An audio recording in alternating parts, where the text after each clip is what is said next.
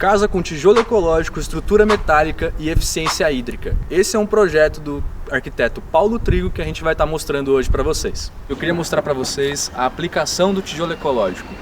Aqui a gente tem o tijolo ecológico na área externa da casa, rejuntado com junta seca, impermeabilizado com hidrofugante para poder receber a chuva sem transpassar para dentro. E ele é super eficiente no controle da temperatura interna, por fazer a troca térmica de forma adequada para o ambiente interno e externo. Nesse caso aqui, o arquiteto escolheu em utilizar tijolo ecológico com estrutura metálica, mas isso é opcional. O próprio tijolo ele é autoportante, então ele viabiliza muitas obras por conta dessa prática dele de execução, né, reduzindo custos aí com a estrutura do empreendimento. E se a gente perceber, a casa está elevada do solo.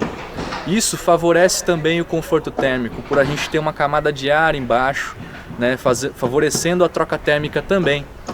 E nesse caso aqui, aproveitamos o próprio terreno, né, então a terraplanagem ela acaba virando uma opção por conta das fundações, né, serem em pilotis, estacas, então a casa fica elevada, não tendo a exigência de terraplanagem para planificar, para fazer radiez.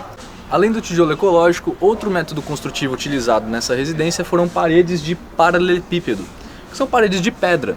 Nesse caso aqui, o cliente já compra, né, os paralelepípedos esculpidos e faz o assentamento para levantar a parede. Em alguns lugares do Brasil, a gente encontra paredes de pedra sendo esculpidas no próprio local. Então o pessoal vai, detona a rocha no quintal do terreno, esculpe ali de forma artesanal e constrói também.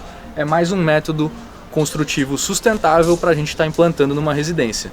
E além da utilização nas paredes, nós podemos também fazer pisos com o paralelepípedo.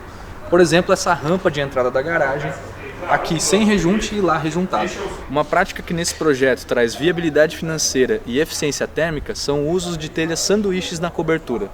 Em conjunto com a estrutura metálica fica muito bonito e eficiente. E na parte de dentro você pode fazer um forro do que você desejar, bambu ou madeira, ou até mesmo deixar aparente se você gostar assim.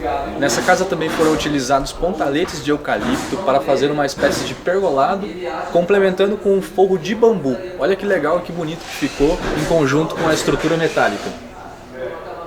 E é claro que uma casa assim não poderia faltar tecnologias ambientais da Ecocasa. Então o Jonathan está do outro lado do terreno e ele vai contar para vocês que soluções a gente implementou nesse projeto. Fala pessoal, a gente está aqui na Casa Salto, eu estou com o engenheiro Jonathan, meu xará, Xará. Bom, cara, a gente tem uma cisterna aqui de 20 mil litros.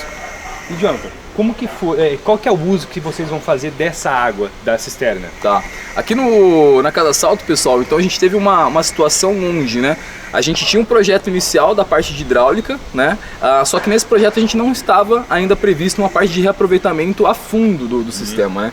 Então quando a gente resolveu realmente colocar a cisterna, já estava tudo em andamento, a gente conseguiu apenas colocar aqui para sistema de irrigação e o pessoal vai usar também para torneira de jardim, lavar o carro e tudo mais. É até importante dizer que quando é pensado desde o começo, né, essa parte de concepção de projeto e de hidráulica, e a gente pensa no reuso, a gente poderia estar utilizando para vaso sanitário também, né, que o pessoal sempre vê vocês falando que vocês usam bastante. Sim, sim.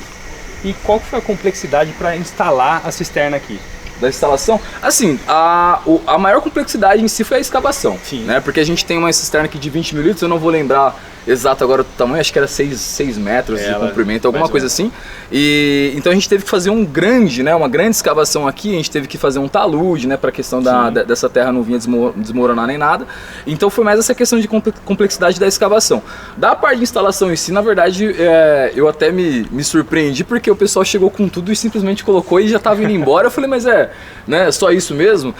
No caso aqui a gente teve que fazer, né, a parte de ancoragem, que a gente faz 2 vigas no fundo para depois passar a cinta de ancoragem na nossa cisterna, então a gente teve esse trabalho também, mas no geral assim foi bem tranquilo. Legal. Pessoal, só lembrando que ela só teve que fazer ancoragem porque é uma cisterna acima de 10. Se ela for abaixo de 10, não precisa nem da ancoragem. Pessoal, como o Jonathan falou para vocês, estou aqui com o Jonathan e a gente vai estar mostrando agora o sistema de tratamento. Nesse caso aqui a gente tem uma SAT, certo, Jonathan? Perfeito. Quantos banheiros a gente tem na casa para serem tratados? Hoje a gente tem 4 banheiros na casa. Legal. E a família que vai habitar essa casa é de quantas pessoas?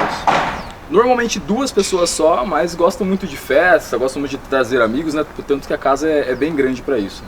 Isso é muito importante de se ressaltar, pois no dimensionamento de um tratamento de esgoto a gente tem que sempre prever a população flutuante no tratamento.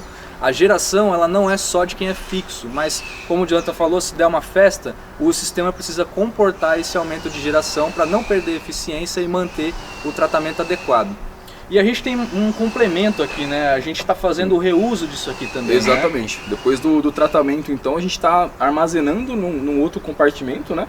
E depois a gente pode estar mandando isso para a cisterna. Legal. O nosso Jonathan vai estar mostrando para vocês o sistema de reuso. Pessoal, aqui a gente tem o tanque que faz o reuso, o armazenamento, na verdade, daquela água do sistema de tratamento, vem para cá e depois vai para a cisterna. Jonathan, qual foi a complexidade? Porque a gente já falou da cisterna. Sim. Esses dois tanques foram mais complexos ou... Não, basicamente foi a mesma coisa, né? Então, no caso, a maior complexidade que a gente teve também foi na parte de escavação, preparação, né? A gente tem, normalmente, vocês mandam, né? No caso, no manual lá, todas as profundidades, as dimensões que a gente tem que fazer a escavação.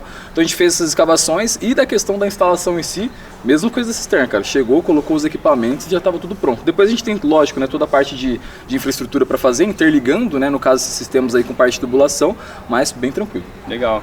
Isso que é legal, a gente faz o tratamento, aqui fica armazenado e vai para a cisterna para fazer um blend, então você tem um uso maior da água coletada na casa. Como vocês acompanharam com a gente, aqui nesse projeto nós temos muitas práticas sustentáveis, desde método construtivo até decoração, né, revestimentos, forros e sistemas de tratamento para eficiência hídrica. Esse é um projeto completo, espero que vocês tenham gostado. Acompanhem o nosso canal para continuar sabendo mais sobre sustentabilidade na construção.